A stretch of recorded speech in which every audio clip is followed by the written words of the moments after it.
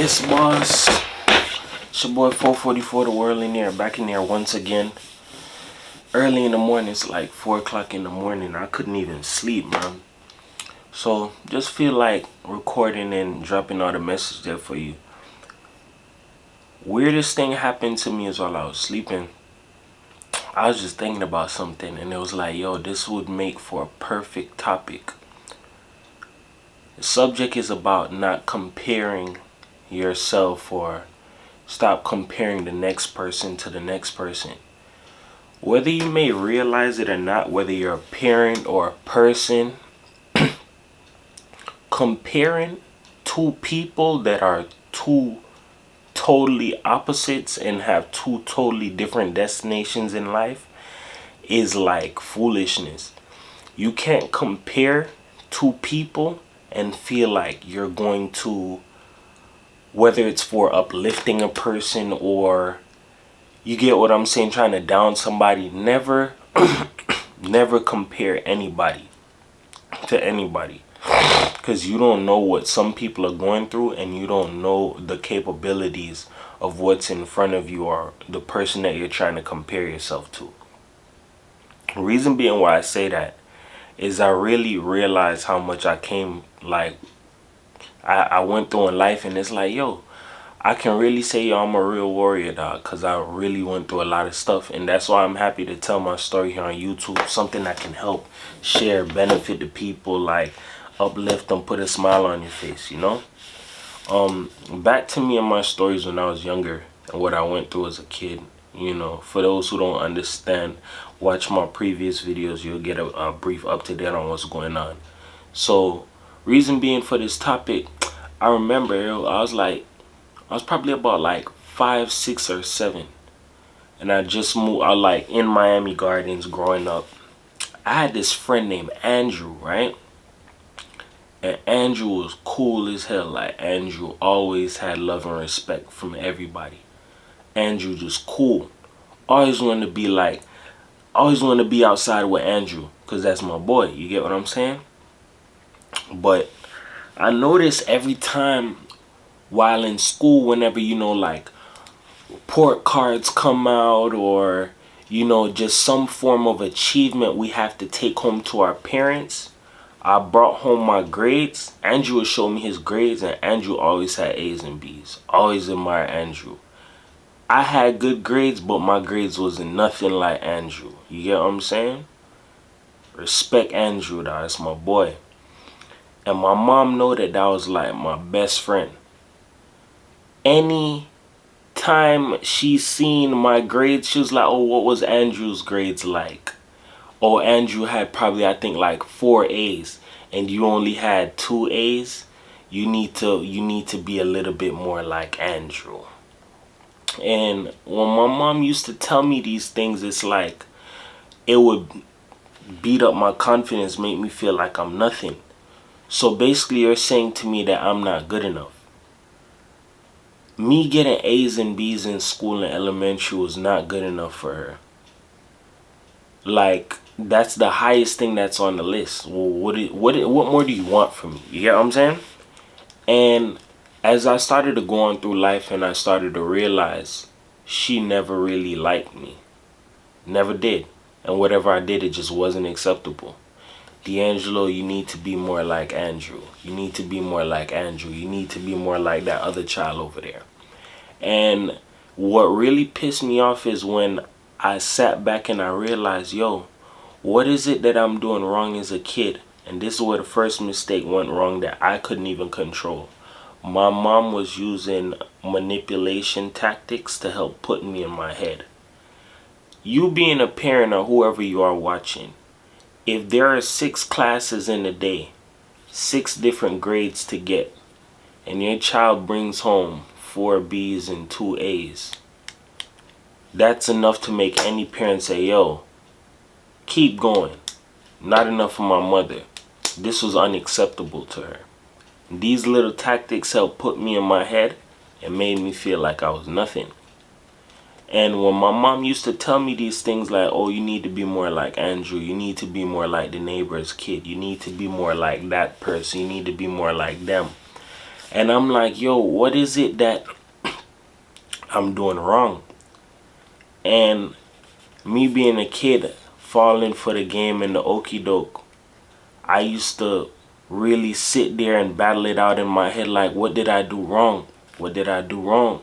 Like, two A's, four B's, like what did I do wrong? You know, and my father being always working, he comes home in the evening. I showed him my grades. He didn't have like he wasn't upset at all. He was like, okay, good. But I started to realize the more good that I do, yeah, we need to do that, but it's like it would go unnoticed. If I did anything bad, it would get picked up and ran with.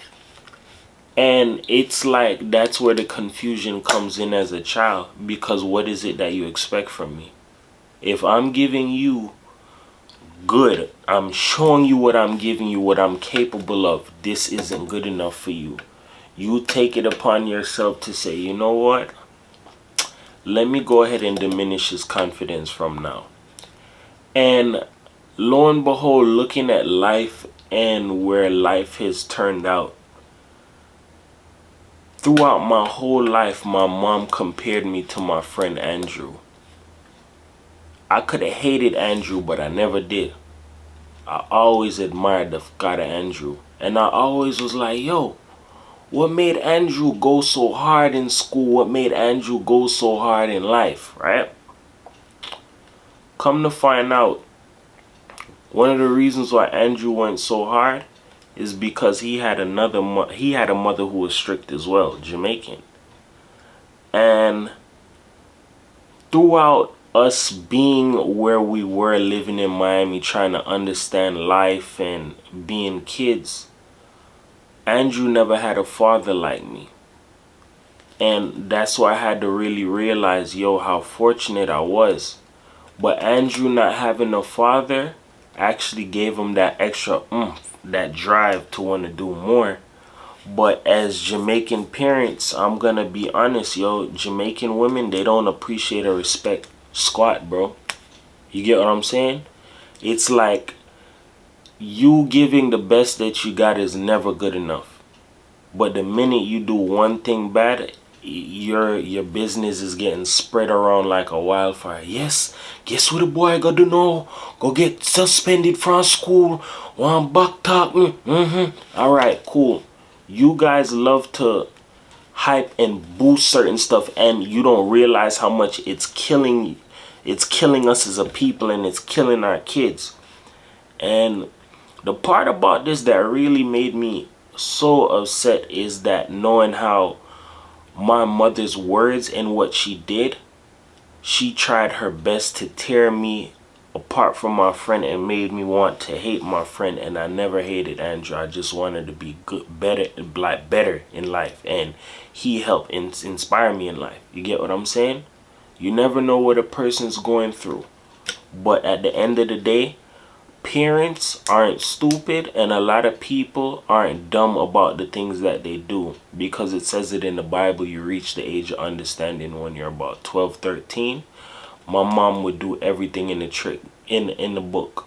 Gaslight me, manipulate me mentally, emotionally, just abuse me, just make me feel like I was small. And lo and behold, looking into life now, going from elementary, middle school, high school, I started to take a stack and make some comparisons, and I don't compare myself to nobody. But just to show you how life is and how life works, right? Andrew underneath a lot of stress and pressure, and a lot of kids are. And we see our mothers in certain predicaments, and we want to make sure that we make life easier for them. But in my honest opinion, a lot of them are just looking for an opportunity to be like, yes, you support me, son. You support me. That's BS, bro. When I found out that my mom was literally like pimping me and robbing me, I threatened my mom that I was going to hurt her badly. And my mom knows that I'm a little bit, I'll do that. I'm really on that. Like, I'll really hurt you. Like, if you play with me long enough and you know I'm a good heart, my mom knows the limits that she's crossed. robbing me for years on end to get rent money for a house that you lived in, stealing anything that you could have gotten from me, time, anything. And it just goes to show that all of her comparisons in life just shows how much she's not even smart. And I'm not using this as a moment to compare anybody, but just to show you that life really is a longevity race. You don't know what people got going on, or what, you get what I'm saying? Andrew, from elementary school all the way up to high school, was like a straight A student. Andrew's like a Carlton in the books, but out there in the world he was like a Will Smith, dog. Cool ass dude, cool everything, bro. We get apart now from high school. Andrew goes to Turner Tech, I go to Norland, but we still live in the same neighborhood. Come to find out now, everybody's graduating, doing their thing. Andrew's supposed to go to Miami-Dade. I walked out from my scholarships. I said, you know what, I'm gonna go to DeVry. And I'm like, yo, it's time to go on. I left Miami right after high school. Like while I was in high school, my senior year, moved to Broward, and was always wanting to know, yo, how those guys are doing and how life is going on for certain people. And come to find out, I start to hear rumors now that, yo, Andrew ain't in the books no more. Andrew not with the whole A plus B plus stuff. Andrew really on that, like he in the streets now. So I was like, you lying? I was like, yeah, bro, Andrew he not into the books thing no more. Since I know Andrew since he was a kid, Andrew had a strong love for being an architect, wanting to build things, wanted to just be great in life, want to build his mama house, do a lot of good things. And you know what I started to realize? And I'm not blaming his mom, and I'm not blaming anybody, but that demon that lies inside of fucking people, that tells you, oh, you can't do it, rely on the next person, you're a woman now? It's time for you to kick your feet up, darling. Let him take care of you. Let me tell you something. When I found out that Andrew stopped going to school to be in the streets, I start crying, bro, because that hurt my heart, bro. If you know who has strong potential to make it, or make it to the other side, you want to see them win. But at the end of the day, you don't wish nothing bad for nobody. But the dirty ass games that parents play like it's a competition, I'm not talking about Andrew's mom, I'm talking about my mother. I could have developed a strong hatred, and I want you to listen to everything I told you and formulate it. This how powerful a mind is. I could have grown up with a strong hatred towards my best friend. Because, yo, Andrew smarter than me. Andrew get the girls. I never hated Andrew. I just admired Andrew, bruh. I admire that boy. Andrew Mendez. I'll never forget Andrew's name, bruh. Andrew used to always talk to me and show me and teach me little things that my mom never wanted me to know. Because my mom wanted me to be stuck, lost, and stupid so she can be smarter than me. And through it all, for me to understand and see, yo, life really is a longevity race. And yo, I pray Andrew's doing better now in life, because I don't hear from him, I don't see him. But to know that we as people want to go somewhere in life, all it takes is a little extra effort from a parent. And I'm gonna be honest when I say this. Some parents go the extra mile and they max out as much as they can, but there's some of them that just don't give a F. They're like, okay, you're a man now, so you're a man. You can handle it. That's the problem. Some people don't care about the next person. Some people don't care. Some people been walking around with thousands of pounds on their shoulders for years. And they didn't even ask for that. The parents just take it and throwing it on the kids. Throwing it on the kids. And if you're a parent like that, you need to fucking straighten up. Because the minute your child goes off the deep end, you cannot save them. I contemplated suicide for years, but like I said, Yahweh, too real. I'm too strong, I can't. Nah. Like I said, I work in a cemetery, and there's a lot of kids that I've seen go right before me. I have to bury them. And when you hear some of the stories and you see the parents, you can be like, yo, you really didn't give a hell. You didn't give a damn about them. You really didn't. You really didn't. And it's because of the fact that some people feel like, I'm tired, I'm done now. It's your job to go ahead and finish this up or pick up my slack. Nah. And that's the problem. If you're a parent out there, stop comparing your child to the next person.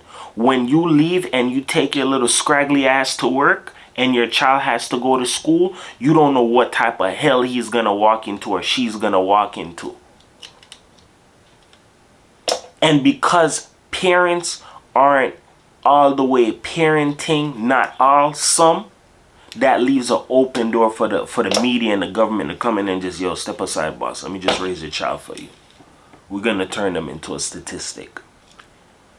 If you don't pay attention to the bullshit that you glorify and what ulterior motives you have, you can easily scar a child. And I'm going to say this again.